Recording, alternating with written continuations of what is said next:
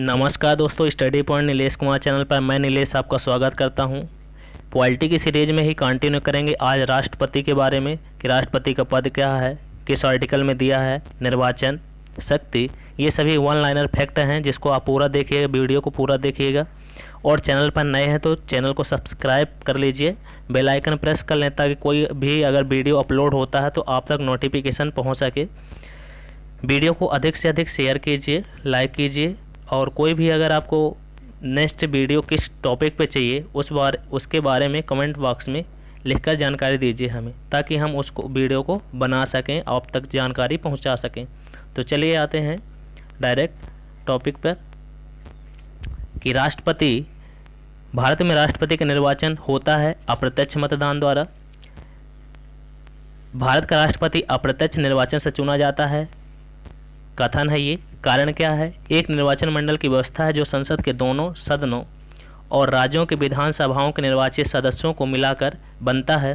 तो ए और आर दोनों सही है, एक स्पष्टीकरण आर है।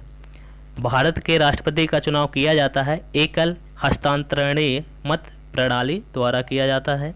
राष्ट्रपति के निर्वाचन मंडल के सदस्य होते हैं तो कैसे होते हैं? संसद के दोनों सदनों के निर्वाचित सदस्य होते हैं। सभी राज्यों के विधानसभाओं के निर्वाचित सदस्य, दिल्ली और पुदुचेरी विधानसभाओं के निर्वाचित सदस्य, ये सभी राष्ट्रपति के चुनाव प्रकरण के लिए सही नहीं है। तो क्या नहीं है? निर्वाचक मंडल के अपूर्ण होने के आधार पर राष्ट्रपति का चुनाव स्थगित किया जा सकता है, यह नहीं, गलत है ये। ठीक है, आगे चलते हैं।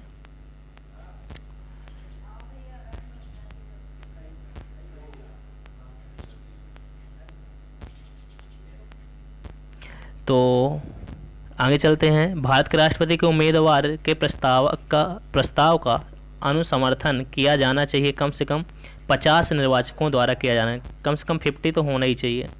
राष्ट्रपति के निर्वाचन में राज्य का मुख्यमंत्री मतदान करने के लिए पात्र नहीं होता है, वह राज्य विधानमंडल में उच्च सदन का सदस्य हो। भारत के राष्ट्रपति के चुनाव में राज्य की विधानसभा के प्रत्येक निर्वाचित सदस्य के वोटों की संख्या उस राज्य की जनसंख्या को विधानसभा की कुल निर्वाचित सदस्य संख्या द्वारा विभाजित कर प्राप्त भागफल के 1000 के गुणकों के बराबर होती है। वर्तमान स्थिति में जनसंख्या से तात्पर्य यह अनिश्चित जनसंख्या से है 1971 के जनगणना द्वारा। चलिए आगे चलते हैं, वीडियो पर बने रहें आप।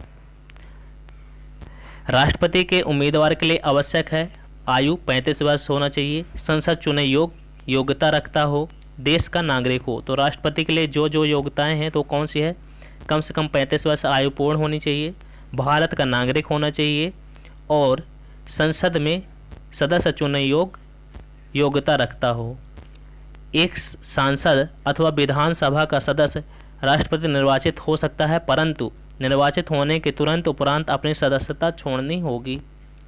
राष्ट्रपति के पद के लिए पुनर्निर्वाचन की योग्यताएं निर्धारित करता है। पुनर्निर्वाचन के लिए आर्टिकल 57 में अगर भारत के राष्ट्रपति के चुनाव में कोई विवाद है तो उसे विवाद को सौंपा जाता है। उस विवाद को सौंपा जाता है, कहाँ सौंपा जाता है? भारत के सर्वोच्च न्यायालय को। राष्ट्रपति 5 वर्ष तक अपने पद पर रहता है अपने पद ग्रहण के दिन से। भारत का राष्ट्रपति अपना त्यागपत्र सौंपता है भारत के उपराष्ट्रपति को। भारत के राष्ट्रपति को उसके पद से हटाया जा सकता है संसद द्वारा। राष्ट्रपति द्वारा महाभियोग चलाया जा सकता है अनुच्छेद 61 द्वारा। राष्ट्रपति पर महाभियोग का आरोप लगाया जा सकता है संसद के किसी भी सदन द्वारा। भारत के राष्ट्रपति द्वारा महाभियोग चलाने के लिए आवश्यक है कम से कम 14 दिन पूर्व सूचना देना होगी। राष्ट्रपति को कम से कम 14 दिन पूर्व सूचना दी जाती है।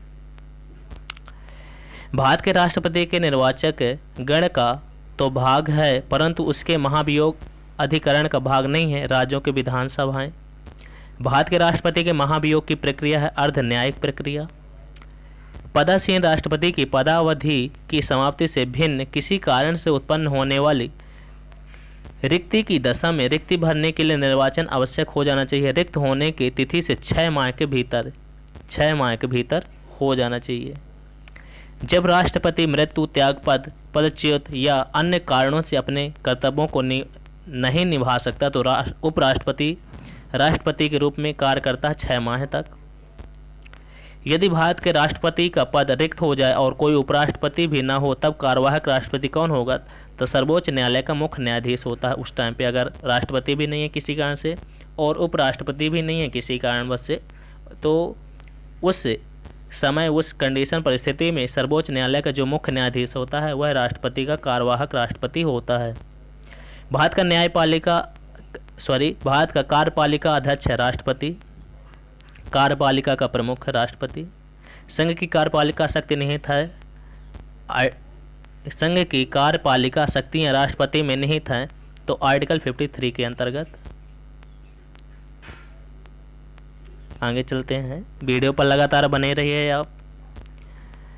संघ की कार्यपालिक शक्तियाँ भारत के राष्ट्रपति में निहित है, कथन है, कारण है कार्यपालिका शक्ति भारत सरकार का व्यवसाय चलाने से संबंधित है।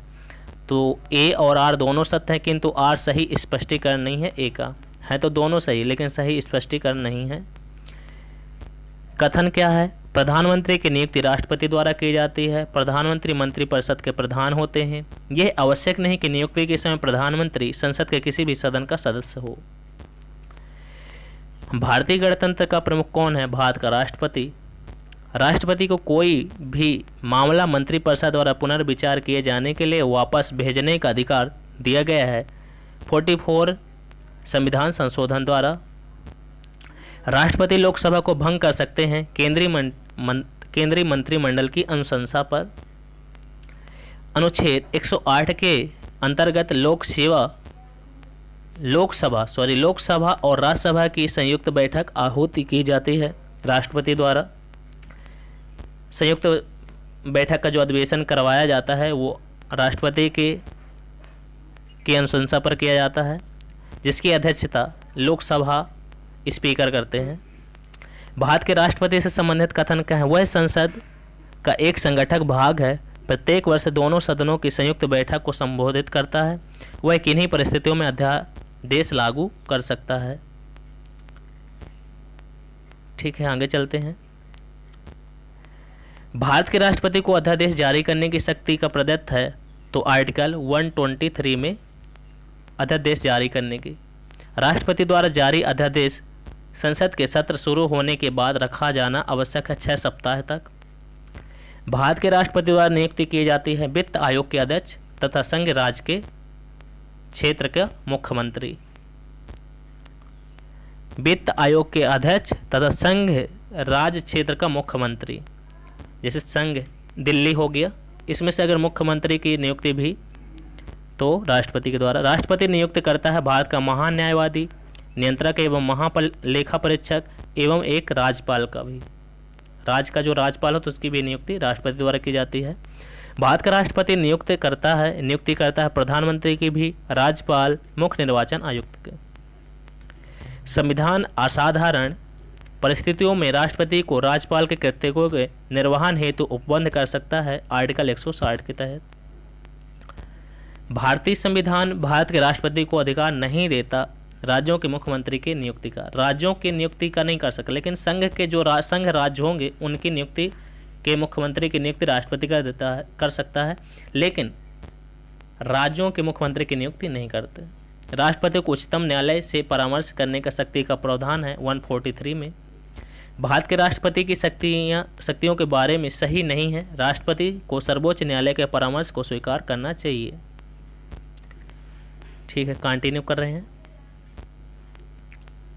संविधान के अनुसार भारत के राष्ट्रपति की शक्ति नहीं है संसद के सदनों को संदेश भेजना। भारत के राष्ट्रपति को यह अधिकार नहीं प्राप्त है कि वह सर्वोच्च न्यायालय के न्यायाधीश को हटाए। राष्ट्रपति की क्षमता आदि की शक्ति एक है, क्या है? न्यायिक शक्ति है। भारत के राष्ट्रपति को प्राप्त अधिकार है औपचारिक और विधिक, संवैधानिक और नामपत्र। भारतीय संविधान के अनुसार भारत के राष्ट्रपति का यह कर्तव्य है कि वे संसद के पटल पर रखवाएं संघ वित्त आयोग की सिफारिशों को और नियंत्रक महालेखा परीक्षक के प्रतिवेदन को।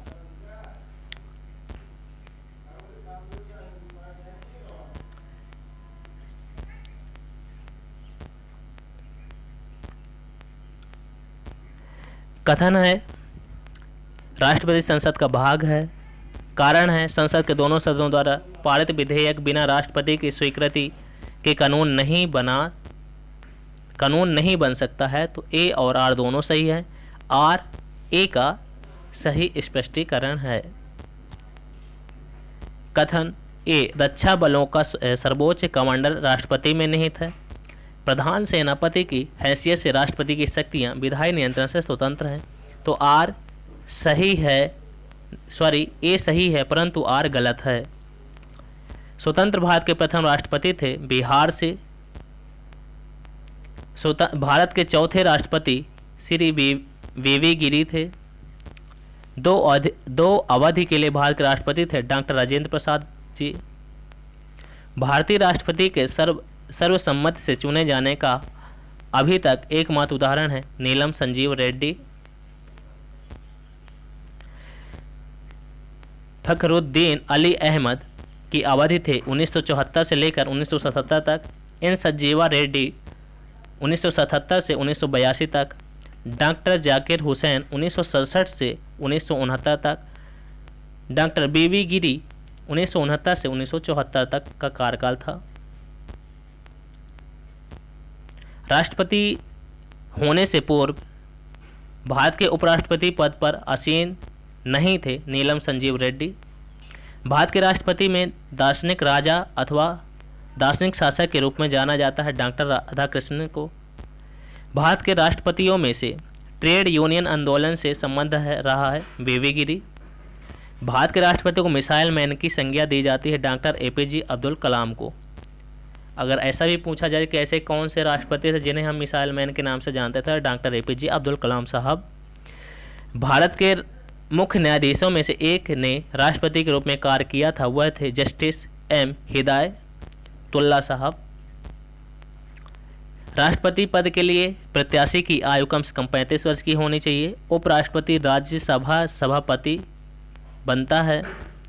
भारत के प्रथम राष्ट्रपति डॉक्टर राजेंद्र प्रसाद साहब थे। अपने कार्यकाल के दौरान भारत के राष्ट्रपति के विरुद्ध किसी भी न्यायालय में मुकदमा नहीं चलाया जा सकता। कारण राष्ट्रपति का पद संविधान से के ऊपर होता है। तो कथन सही है परंतु कारण गलत है। ये कारण गलत है लेकिन कथन सही है। श्रीमती प्रतिभा पाटिल का भारतीय गणतंत्र के राष्ट्रपति के रूप में क्रम था 12वां नंबर था। जब एक विधेयक को जो संसद में प्रस्तुत किया जाता है और बाद में अधिनियम बन जाता है तो क्या है, जब राष्ट्रपति अपनी सहमति दे देता तब अधिनियम बन जाता है। जब कोई भी विधेयक अगर प्रस्तुत होता है और उसमें से राष्ट्रपति अपनी सहमति दे देते तो वह अधिनियम बन जाता है। अब हम देख लेते हैं उपराष्ट्रपति जी महोदय के बारे में। भारत के उपराष्ट्रपति का निर्वाचन एक निर्वाचन मंडल द्वारा निर्वाचक गण के द्वारा किया जाता है, जिसके सदस्य होते हैं संसद के दोनों सदनों के सभी सदस्य। कथन ए क्या बोल रहा है, कोई व्यक्ति उपराष्ट्रपति निर्वाचित होने का पात्र तभी होगा जब वह राज्यसभा का सदस्य होने के लिए अहर्हित हो। कारण उपराष्ट्रपति राज्यसभा का पदेन सभापति होता है। उपर्युक्त कर्तव्यों में परिप्रेक्ष्य में उत्तर सही है। दोनों ए और आर दोनों सत्य हैं। आर ए का स्पष्टीकरण है। उपराष्ट्रपति से संबंधित सही कथन है, किसी राज्य की विधायिका का सदस्य इस पद के लिए उम्मीदवार हो सकता है। उपराष्ट्रपति का कार्यकाल उतना ही होता है जितना कि राष्ट्रपति का। भारत के उपराष्ट्रपति का चुनाव होता है लोकसभा और राज्यसभा के सांसदों द्वारा सीधे चुनाव से। भारत का उपराष्ट्रपति भारत का द्वितीय उच्चतम प्रतिष्ठित पदधारी है। के पास पद से संबंध कोई औपचारिक कार्य नहीं। राष्ट्रपति की अनुपस्थिति में उसके कार्यों का निर्वहन करता है। राष्ट्रपति के पदत्याग पर अपदस्थीकरण या मृत्यु के निचले या चले जाने के कारण राष्ट्रपति के रूप में कार्य करता है। यह उपराष्ट्रपति के लिए सारे हैं कि क्या क्या कर सकता है किसकी अनुपस्थिति में। तो राष्ट्रपति की अनुपस्थिति में उपराष्ट्रपति को उसके पद द्वारा हटाया जा सकता है, राज्य परिषद के प्रस्ताव द्वारा या राज्यसभा के प्रस्ताव द्वारा। उपराष्ट्रपति को पदच्युत करने संबंधी प्रस्ताव प्रस्तुत किया जा सकता है राज्यसभा में। राज्यसभा का सभापति उपराष्ट्रपति एक अध्यक्षता ऐसे के द्वारा होती है जो उसका सदस्य नहीं होता राज्यसभा। दोनों महानुभाव उपराष्ट्रपति बनने से पूर्व राजदूत अथवा उच्चायुक्त के पद पर रहे, डॉक्टर राधाकृष्ण और बीबी गिरी। मोहम्मद अंसारी का भारत के उपराष्ट्रपति के रूप में 12वां था, जिसके पहले हमने था प्रतिभा देवी पाटिल का राष्ट्रपति के पद में 12वां स्थान था। इसी तरह उपराष्ट्रपति के लिए 12वां स्थान मोहम्मद अंसारी उपराष्ट्रपति पद के लिए 12वां स्थान था। तो आज हम अपना टॉपिक या अपनी सीरीज आज यहीं कंप्लीट कर रहे हैं।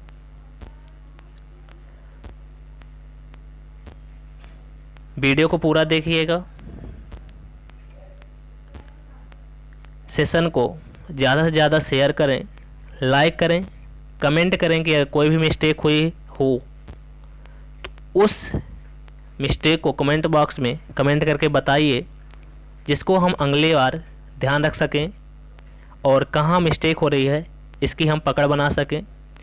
और जितने भी मैं वन लाइनर फैक्ट आपको बता रहा हूँ, ये सारे एग्ज़ामों में जो क्वेश्चन पूछे जाते हैं आपको मिलेंगे। कोई भी एग्ज़ाम आप ले लीजिए, एसएससी, पीएससी, एमपीपीएससी और कोई भी एमपीएसआई से रिलेटेड कोई भी अगर है पॉलिटी जिस भी एग्ज़ाम में पूछे जाते हैं, वो सारे क्वेश्चन इसी तरह से पूछे जाएंगे। तो आप वीडियो को पूरा देखिए और समझने का प्रयास कीजिए। जय हिंद, जय भारत,